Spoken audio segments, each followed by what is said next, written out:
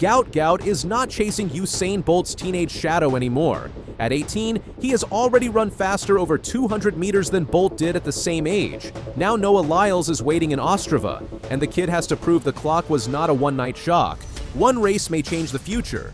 Gout Gout's name already sounds like a headline, but the time beside it is what made the sprint world freeze. 19.67, legal wind, Australian record, world under 20 best, 18 years old. That is not normal teenage speed. That is a number that belongs in grown man finals. When Gout ran 19.67 at the Australian Championships in Sydney, he did not just break 20 seconds. He smashed through the wall that Australian men had chased for decades. He became the first Australian man to run legally under 20 seconds for 200 meters. The bigger shock was the comparison nobody could ignore. At 18 or younger, Usain Bolt's best legal 200-meter was 19.93.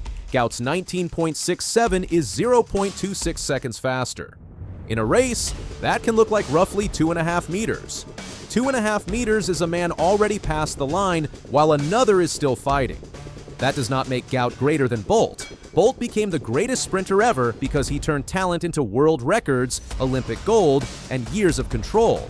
But at the same age, over this distance, Gout has done something Bolt had not done yet.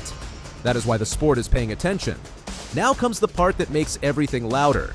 Gout is confirmed to race Noah Lyles over 150 meters at the Golden Spike in Ostrava on June 16, 2026. It is the young kid against the Olympic champion, the future against the present, and the whole track world is watching. The reason this race matters is simple. Gout has the time. Lyles has the proof. Noah Lyles does not need an introduction in sprinting. He is the Olympic 100-meter champion from Paris. He is a four-time world 200-meter champion. He has run 19.31 for 200 meters, making him the third fastest man ever at that distance. He has spent years turning sprint finals into shows and then backing it up with medals. That is why Ostrava is not just a fun exhibition, it is a test of status. Gout may have the hottest teenage time in the sport, but Lyles has lived in the center of pressure. He has handled rounds, finals, rivals, travel, and cameras. He has won when the whole stadium expected him to win. The distance makes the race even more interesting. It is 150 meters, not 100 and not 200.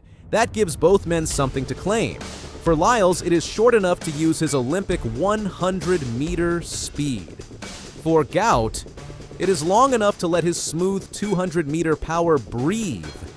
That is why nobody can treat this like a normal race. If Lyles wins clearly, he reminds everyone that young speed still has to pass through the champion. If Gout pushes him, or worse, beats him, the future arrives early. Gout's speed is scary because it does not look rushed. Some young sprinters run fast by forcing everything. They attack too hard, tighten up, and survive on raw power. Gout looks different when he is moving well. He opens his stride, stays tall, and eats ground quickly. That style is why people bring up Bolt. It is not only the times, it is the visual. A tall young sprinter pulling away late in the 200 meters will always make fans think of Jamaica's greatest star. The comparison is heavy, but Gout's own running has made it impossible to avoid. His 19.67 also came with another clue. Aidan Murphy ran 19.88 for second, which showed the race was strong around him. Gout still won by clear daylight. That matters because great times mean more when they happen inside real competition. He was not jogging alone against the clock. He had pressure behind him and still opened the gap. He has also shown speed in the 100 meters. His short sprint marks are not yet the same story as his 200, but they show the base is there. A great 200-meter runner needs enough 100-meter speed to attack the curve, then enough strength to stay alive in the straight. Gout's body already hints at both.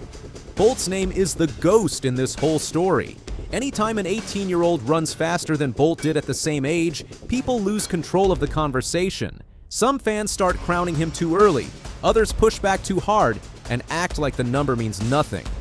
The truth is in the middle. Gout has done something Bolt never did at 18, but Bolt's greatness was not finished at 18. Bolt did not become Bolt because of one junior season. He became Bolt because he kept improving, stayed healthy enough to hit the biggest finals, and then broke the sport open in 2008 and 2009. That is the warning for Gout. Talent is only the door. Senior sprinting is the room behind it, and that room is cruel. Injuries can slow a rise. Pressure can tighten a body. Media hype can make every race feel like a judgment. A young sprinter can go from free to trapped if the people around him chase headlines faster than progress. But the other side is just as true. You cannot fake 19.67. You cannot talk your way into that time. You cannot be an ordinary teenage sprinter and run a legal mark that fast. Gout has earned the attention. The sport does not have to crown him yet, but it does have to respect the threat. For Lyles, this race carries risk. If he wins, some people will say he was supposed to. He is older, proven, and decorated. But if he loses, even in a non-standard 150-meter race, the headline will be huge. The internet will not care about context. It will say, "The kid got him." That is the pressure of being the face of sprinting. Lyles has asked for big stages his whole career. He wants track to feel like a show. Ostrava is exactly that. A strange distance, a huge storyline, and a teenager with a time that makes people nervous. Lyles also has his own 2026 plan. He is not racing only to defend pride in June. He is building a season. Gout can disturb that plan. He does not need to beat Lyles by a meter to change the mood. If he is close at 120 meters, if he finishes hard, if Lyles has to fight to the line, then the story changes. The champion will still be the champion, but the kid will feel nearer than expected. That is what makes this clash so good. It is not only about who wins, it is about how the race feels. The honest part is important. Gout Gout is not Usain Bolt yet. He is not Noah Lyles yet. He has not won Olympic medals. He has not gone through a full senior championship schedule and come out with gold. He has not had to defend his name across seasons while rivals study every weakness. That matters. Sprint history is full of teenagers who look like the future and then met the hard parts of the sport. Growth is not automatic. A fast 18-year-old does not always become a faster 23-year-old. Bodies change. Training changes. Life changes. There is also a technical question.